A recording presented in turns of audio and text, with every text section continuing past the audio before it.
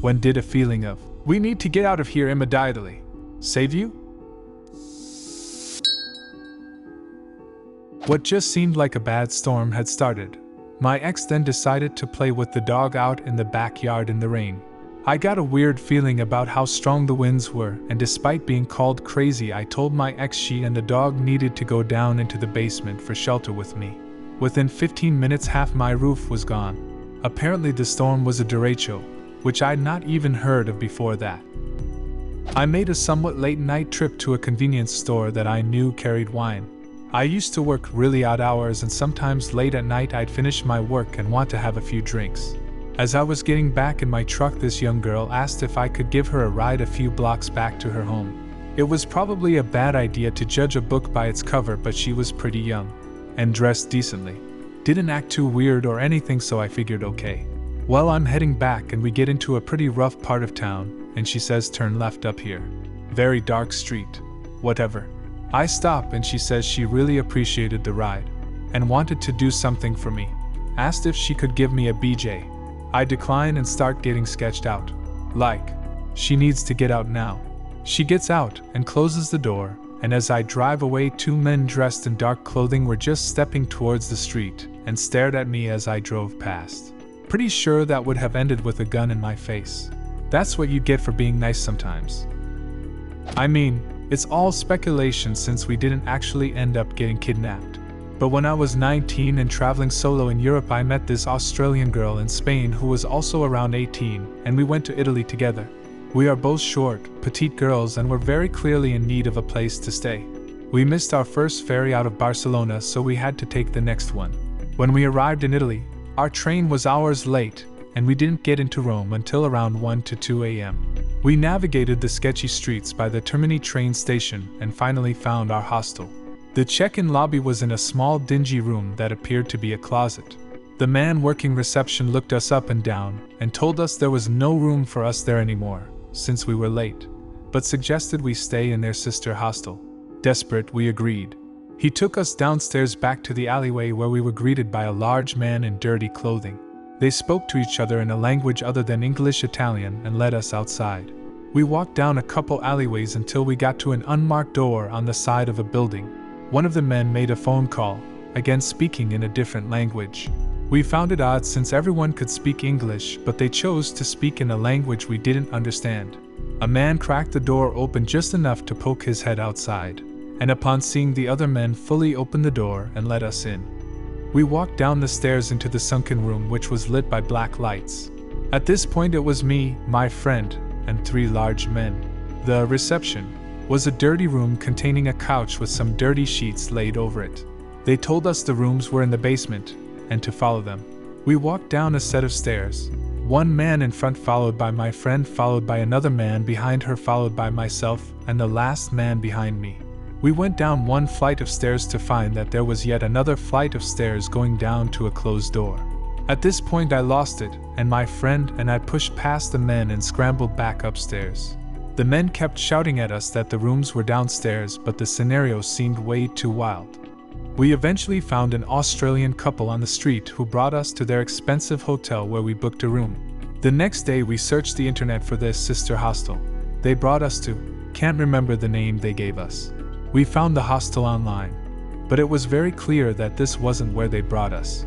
The hostel boasted beautiful views of the city, so clearly a few levels above ground, and was immaculate. We were definitely in some weird blacklit, dirty basement. We thought for sure that we were going to get kidnapped and sold into the sex trade that night. I was getting a beer with a friend and he brought along his friend. When we left I felt very drunk despite only having 2 drinks. They wanted me to come to their hotel as they were getting ready to go to a concert that night, but I made the excuse that I needed to get home because I think I left my oven on. My beer was 100% tampered with. My vision felt like I was in a tunnel. I got home in an Uber and immediately threw up and continued to do so for the rest of the night. My college roommate wanted to go to a hangout. I immediately knew something bad would happen and I wouldn't let her go by herself, using the excuse that I would drive her so she wouldn't have to go into the city on her own and then not be able to get home. We get there, we're the only girls. She smokes some weed and has a beer, and she's completely on her ass. but she was a lightweight and cross-fading does that. I, on the other hand, was approached by 3 different guys trying to convince me to drink or asking if I had a boyfriend or whatever. While the third one is talking to me, I see another guy go over and get a beer for me. I've already said I don't like beer. I'm driving, I'm not drinking, but he hands it to me and I'm just gonna have one sip to get them off my back. Screw top of the beer that should have been closed was already open. I pretended to take a sip and then set it down. The guy I'm talking to asks if I'm gonna drink more. I say no. Within 3 minutes I had dragged my friend out of the house and had threatened to stab one of the guys with my keys if he didn't get out of my way and let me into my car. A friend and I had just seen a midnight movie. It was about 2:30 a.m. when I pulled into a gas station to grab a Yoo-hoo, a drink in the US that tastes like watery chocolate milk. I grabbed the bottle, turned around, and saw 3 men enter the store together. One waited by the doors, one stood near the register, looking at chips, and the third was crouched down with his back to the employee door so the cashier wouldn't see him through the square window in the door. They all look at me at once and then try to ignore me, acting like they're just casually positioned around the cashier and door. I walk up, put my Yoo-hoo on the counter. The cashier turns the scanner and basically tells me with his eyes, "You do it." I ring myself up, drop money on the counter, and walk as normally as I could past the man by the door and out to my car at what seemed like the furthest pump from the store. I sit down, throw my Yoo-hoo at my buddy, and hit the emergency button in my car that calls 911. I connect with dispatch and report a possible robbery. A mile or 2 later I see a cop car flying down the street in the direction we just came. I called non-emergency the next day to ask what happened, and they said the men fled after I left, and the cashier told the police he knew he was about to get robbed too, and to thank me for calling the police. That felt good. What didn't feel good was my buddy, in all his nervousness about what was unfolding as he was listening to me recount everything to dispatch. Thought I just gave him a random Yoo-hoo and chugged that thing down like a starving infant with a bottle. I was about 11 or 12 years old, at a neighbor's house. The sun had already set. It wasn't completely dark yet, but it was close and there was less light by the second. We were sitting on the lawn because we loved watching the sky turn from day to night, just talking and giggling and carrying on as little girls do. A truck drove up our street, slower than usual but not suspiciously slow. Still, I felt my gut sink for some reason I didn't understand. A couple minutes later, it passed by again. And then again after another few minutes, though not quite as slow this time. I was 100% positive it was the same truck, so I watched it drive away and noticed it started slowing down.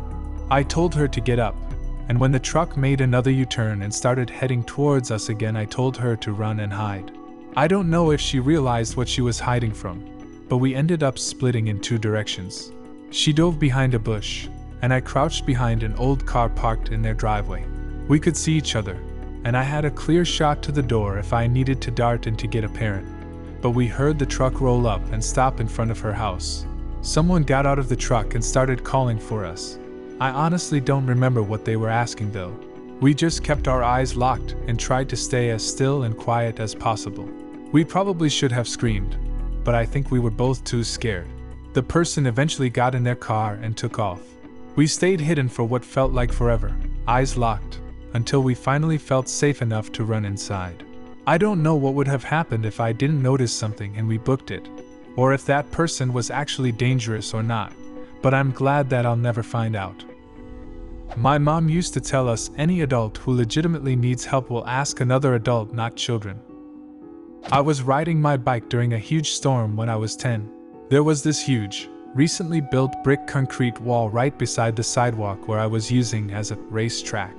I was having a good time and suddenly I felt that, "Get the fuck out of here," which I did. The next morning as I passed by the place I was playing previously, the entire wall had collapsed.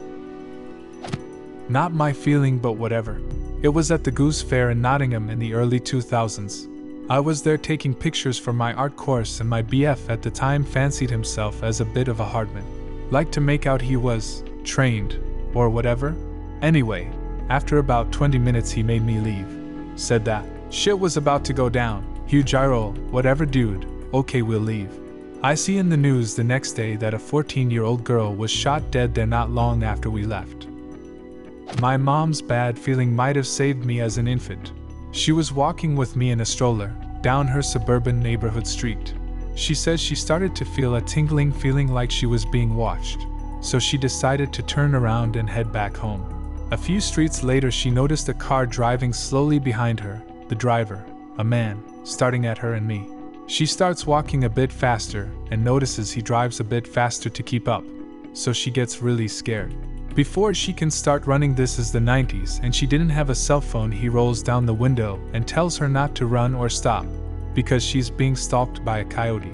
He saw her safely to our doorstep and then pointed out the coyote, who had followed us half a mile and looked rangy and desperate. It had been slipping from brush to brush looking for an opening. So glad for her intuition and the stranger's help. Do you have a similar story? Leave a comment and subscribe to the channel if you want to see more videos like this one.